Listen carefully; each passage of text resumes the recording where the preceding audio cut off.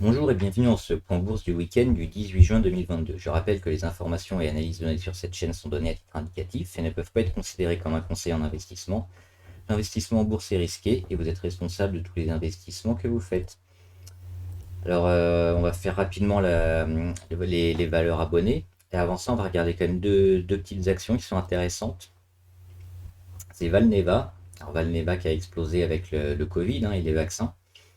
On le voit ici avec un beau support sur les 7,14 qui avait d'abord servi de résistance, septembre 2020, donc c'était le début du Covid. Covid, c'était en février 2020 que ça a vraiment creusé.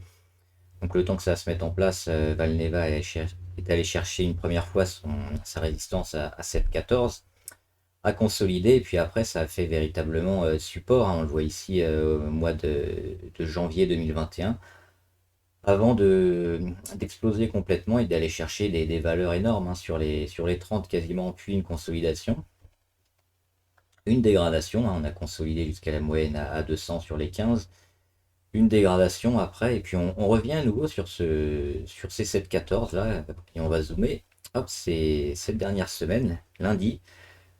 On a descendu à 7,68 et puis après, tous les jours d'après, on a quasiment méché sur les 7,14, donc c'est racheté.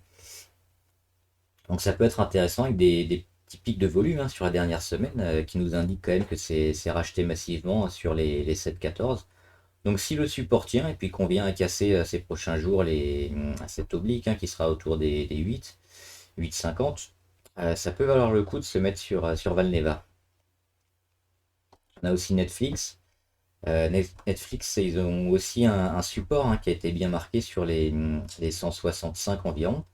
Et pour l'instant, il tient. Alors Netflix, ils se sont fait défoncer. On voit le graphique qui est très moche. Plusieurs gaps baissiers. Mais là, on tient un support. On commence à perdre un peu en volatilité. On tient. On rattaque un peu les moyennes les plus courtes. D'abord celle à 20 jours. Celle à 50, elle est sur les 220. Elle va mettre encore quelques jours à descendre. Mais c'est plutôt intéressant. On regarde les indicateurs, la MACD. On se rapproche du zéro. Alors là, on a eu une inversion de tendance négative, mais on est vraiment assez neutre. Et si on tient cette zone des 165 et qu'on rattaque un peu à la hausse, peut-être le début d'un rebond technique sur Netflix, voire mieux. Alors les valeurs que vous avez choisies, Adobe, on va passer rapidement sur certaines parce qu'il y a pas grand-chose à dire, ça se voit assez facilement. On a cassé le support des 384 sur Adobe, donc on continue de suivre cette oblique baissière ici. C'est très négatif pour l'instant. Atos, c'est pareil. On a le petit support à 20, 20, 80 environ qu'il fallait tenir et qu'on a complètement défoncé. Puis derrière, quand on a une tendance baissière de fond très négative ici, comme on voit sur Atos, quand on casse les supports, il n'y a rien en dessous pour tenir, donc on dégrade énormément. BASF, c'est un peu la même chose. BASF, on avait un range qui s'était créé sur BASF entre 47,5 et 55,9 environ. On a été allé le tester un peu, c'était pas bon signe, mais bon, il avait tenu une première fois, et puis là une deuxième fois avec un gros chandelier, hop, on zoom. Ici, on perd 6% et demi. On enfonce le support, on enfonce les Bollinger, on enfonce tout. Derrière, il y a pas grand-chose pour retenir BASF. Donc les points d'entrée, a priori, ce serait alors, le plus bas Covid sur les 37,5. On a un petit point avant sur les 41,2, mais qui est pas très probant non plus. On va voir, pour l'instant, il y a pas vraiment de frein sur le titre. Donc on va plutôt aller chercher autour des 40 et puis on verra comment le titre rebondit. Il y a beaucoup de volume dernièrement sur BASF depuis la vente, depuis le mois de février. Il faut attendre que le titre se trouve un support assez fort, ce qui n'est pas encore le cas pour le moment. BioSinex, c'est la même chose. On avait un support ici sur les 16-16. Il a lâché et maintenant résistance, on a du mal. Ça va être compliqué pour BioSinex. Forestia. Forestia toujours négatif. Pareil, on casse le support à 20,14. On est plutôt orienté vers le bas. Intuit, pour l'instant, le support à 349 tient. Faut le tenir et puis casser l'oblique pour se mettre sur le titre.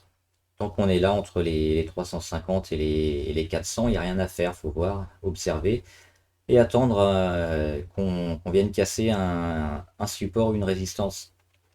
McKesson, alors ils ont été en consolidation. McKesson, on revient sur une zone intéressante hein, autour des 300 $.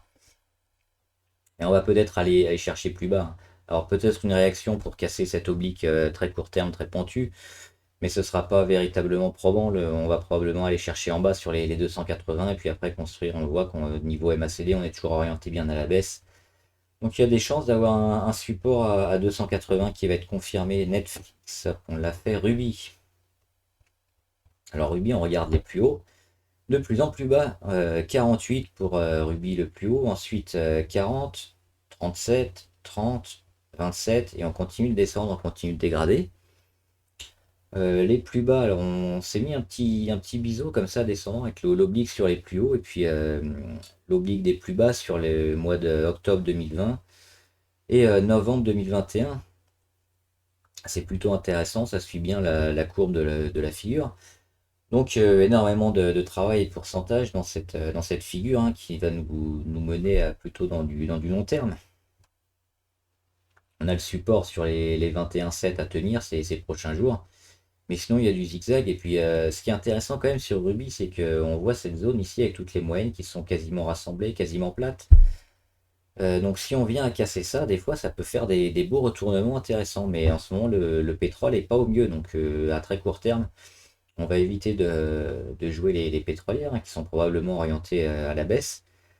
Et puis le jour où ça va rebondir, peut-être vérifier Ruby, mais pour l'instant c'est assez négatif. Salesforce, c'est pareil, hein, rien à dire, on casse les obliques, mais elles sont recassées à la baisse immédiatement après. Le support il est ici sur les 155, et il faudra le tenir plusieurs jours, voire plusieurs semaines avant de voir du positif. Et enfin Veralia. Alors Veralia, on l'avait joué ici hein, quand elle était sur les 21-22.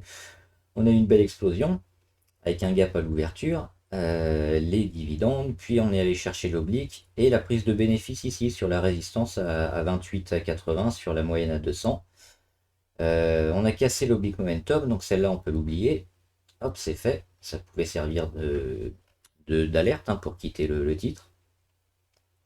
Et maintenant, on est revenu sous cette oblique qu'on avait réussi à casser. On avait notre petit triangle ici pour avoir une poussée positive. Hein. Si on cassait la résistance, on ne l'a pas fait. On est revenu en dessous, sous l'oblique baissière. Donc c'est négatif. On va probablement aller chercher ici le gap à 22,3 avec le support à 22 environ à moyen terme. Donc courant juin, courant juillet, on a des chances d'aller chercher beaucoup plus bas. Et puis après, c'est un titre qui peut quand même se jouer hein, sur Veralia. Parce qu'on a fait une première étape, on a allé chercher la moyenne ici. La deuxième, ça sera de recasser tout et puis de faire peut-être un peu plus haut que la moyenne à 200. Et puis la troisième, cette fois plus franchement, mais ça va nous mener probablement au mois de septembre. Et enfin Vertex, rien à faire entre les supports ici des 225-230 et l'oblique sur les 275. On va tergiverser un peu, aller chercher les plus hauts, les plus bas. Et puis une fois que le titre aura choisi où aller, on pourra se placer. Pour l'instant, on observe. Voilà, j'espère que la vidéo vous a aidé. N'hésitez pas à vous abonner avec la petite clochette YouTube pour être au courant de toutes les vidéos qui sortent. Et à laisser en commentaire votre avis sur le marché, les actions ou les actions que vous voulez qu'on analyse. On le fera ensemble. Bon trade, à plus!